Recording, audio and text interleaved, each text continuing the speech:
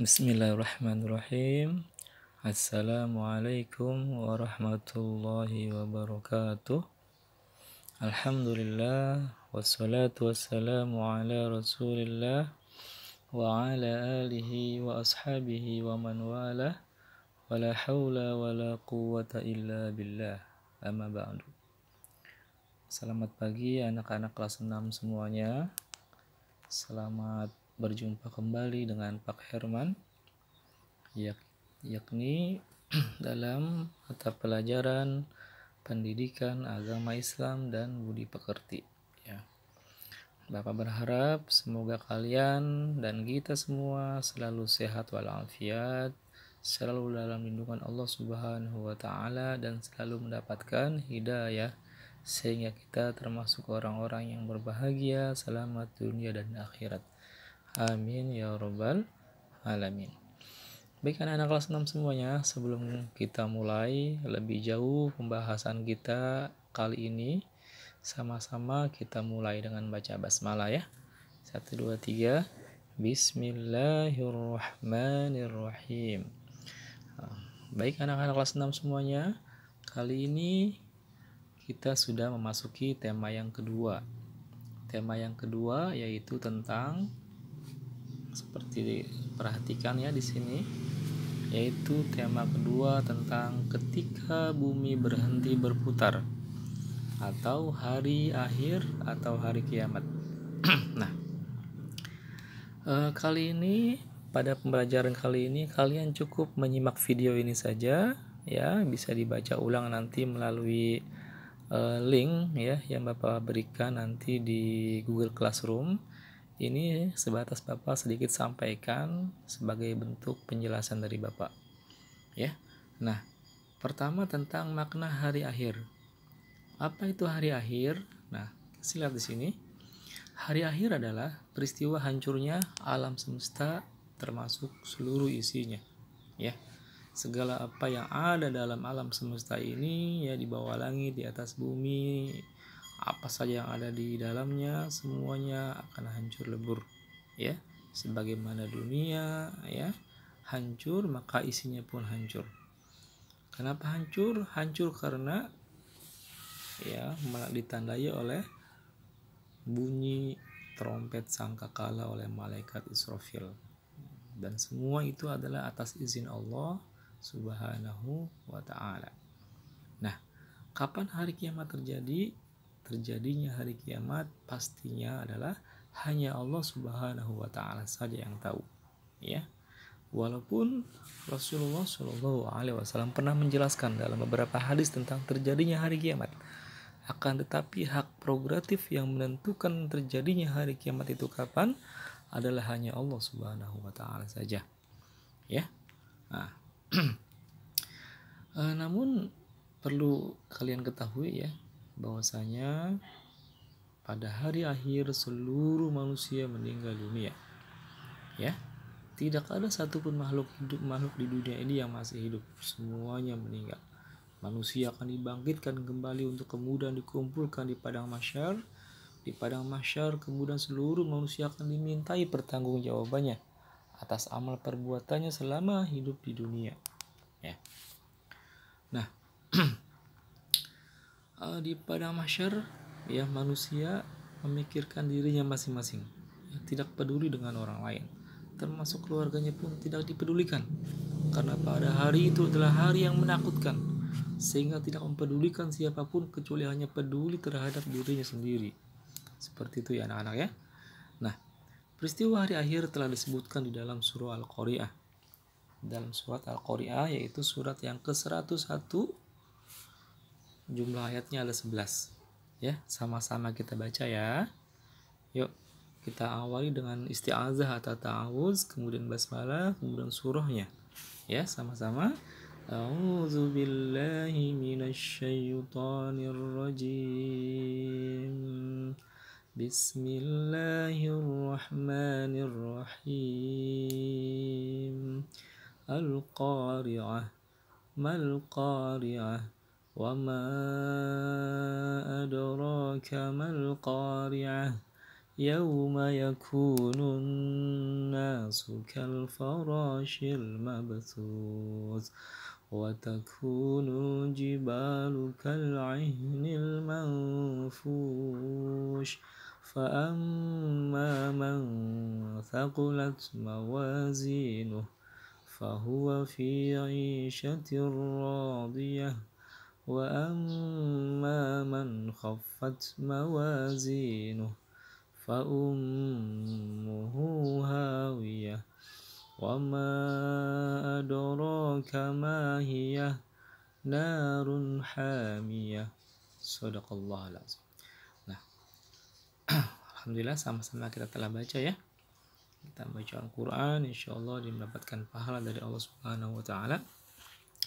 Yang mana janji Rasulullah adalah bahwasanya satu huruf bacaan Al-Quran akan mendapatkan 10 kebaikan balasannya. Nah, di sini Bapak akan sedikit jelaskan dan kalian baca tentang macam-macam hari akhir. Nah, bahwasanya hari akhir terbagi menjadi 2 ya. Kiamat terbagi menjadi dua. Yang pertama adalah kiamat kecil atau kiamat sugro, dan yang kedua adalah kiamat kubro alias kiamat besar. Nah, apa itu kiamat sugro atau kiamat kecil? Nah, kiamat sugro atau kiamat kecil adalah hancurnya alam di sekitar kita. Ingat ya, Bapak ulangi. Kiamat sugro artinya adalah kiamat kecil atau kiamat yang hancurnya alam di sekitar kita. Contohnya adalah gunung meletus, kemudian bumi, gempa bumi, kemudian tsunami, air bah atau banjir bandang. Nah, ini semua adalah kiamat kecil. Termasuk meninggalnya seseorang, itu adalah kiamat kecil. Nah, selanjutnya adalah yang kedua adalah kiamat kubro atau kiamat besar. Apa itu kiamat kubro atau kiamat besar? Kiamat kubro atau kiamat besar artinya adalah hancurnya seluruh semesta alam beserta isinya. Nah, Bapak ulangi. Kiamat kubro adalah hancurnya alam semesta beserta isinya. Ya, seperti matahari, bumi dan planet-planet lainnya. Bumi berguncang dengan sangat dahsyatnya dan tidak ada satu makhluk pun di muka bumi yang masih hidup. Ya. Nah, jadi bedanya apa? Kiamat besar dan kecil. Kalau kecil hancurnya alam di sekitar kita saja, bukan seluruhnya. Akan tetapi kalau kiamat kubra itu hancurnya seluruh alam semesta beserta isinya. Itu bedanya ya. Nah, tentang kiamat kubra juga dijelaskan dalam surah Al-Zalzalah, yaitu surat yang ke-99 ayat 1 sampai dengan ayat 2. Kalian pasti hafal ya, udah kelas 6 harus sudah hafal surat Al-Zalzalah ayat 1 sampai ayat akhir ya. Lebih-lebih ayat 1 dengan 2 itu insya Allah sudah hafal semuanya. Yaitu bunyinya adalah idza zulzilatil ardu zilzalaha wa akhrajatil ardu athqalaha. Apabila bumi diguncangkan dengan guncangan yang dahsyat dan bumi telah mengeluarkan beban-beban berat yang dikandungnya. Nah, seperti itu ya. Jadi kelak pada hari akhir setelah alam semesta dihancurkan, manusia akan dibangkitkan kembali dari alam kuburnya ya. Jadi kuburan tuh nanti ada yang berdiri setiap kuburan, ada yang bangun. Nah, itu adalah dibangkitkannya manusia dari kubur. Oleh siapa? Oleh Allah Subhanahu wa Ta'ala, yaitu pada hari kebangkitan yang disebut dengan Yaumul Ba'ats. Nah, seperti itu. Nah, selanjutnya anak-anak sekalian, Bapak akan jelaskan juga tanda-tanda hari akhir. Apa saja tanda-tandanya? Nah, yang pertama adalah banyak ulama muslim yang wafat. Yang kedua, ilmu agama dianggap tidak penting lagi. Yang ketiga, maksiat makin terang-terangan dan merajalela, dan kejahatan juga semakin merajalela. Kemudian yang keempat, banyak laki-laki yang berperilaku seperti perempuan. Begitupun sebaliknya, banyak perempuan yang berperilaku seperti laki-laki. Banyak peperangan, pertikaian, kerusuhan di muka bumi ini ya. Kemudian banyak konsumsi-konsumsi yang memabukkan seperti minuman keras, obat-obat terlarang seperti narkoba dan sebagainya. Kriminalitas pun merajalela. Dan yang ketujuh adalah munculnya orang-orang yang mengaku sebagai nabi atau rasul. Nah, ini sudah terjadi ya. Nah, seperti Musailah al-Kadzab dan yang lainnya. Nah, selanjutnya hikmah beriman kepada hari akhir. Nah, bagaimana atau apa hikmah yang kita dapat dari kita mengetahui tentang hari akhir ini? Nah, hikmahnya adalah pertama, kita akan bertambah yakin dengan kebesaran Allah dan kekuasaan Allah Subhanahu wa taala. Yang kedua, kita bertambah semangat mengerjakan amal kebaikan. Yang ketiga, kita menghindari perbuatan yang dilarang oleh Allah Subhanahu wa taala seperti berkelahi, ribut-ributan, saling menggunjing, ngatain orang tua, kemudian mencuri, memfitnah dan seterusnya. Yang keempat, kita akan berusaha untuk bersikap jujur, berusaha untuk disiplin dan bertanggung jawab dalam melakukan pekerjaan. Kemudian selalu waspada dan menjaga lingkungan sekitar rumah dan atau sekolah. Kemudian tidak menunda-nunda melakukan amal kebaikan seperti melakukan sholat 5 waktu, mengerjakan PR dan sebagainya. Nah, baik anak-anak semuanya, sementara ini materi kelas 6 untuk tema 2 ya. Nanti ini Bapak akan copy ya ke link di Classroom, tolong dibaca-baca ya Kak, sehingga kalian bisa mengulang-ulang kembali bila dibutuhkan. Dan insya Allah di pertemuan berikutnya akan ada tes tentang materi ini ya.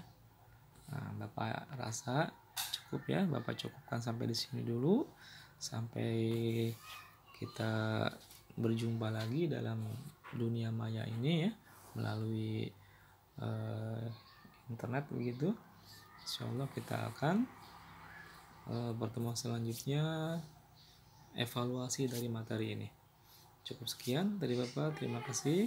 Wassalamualaikum warahmatullahi wabarakatuh.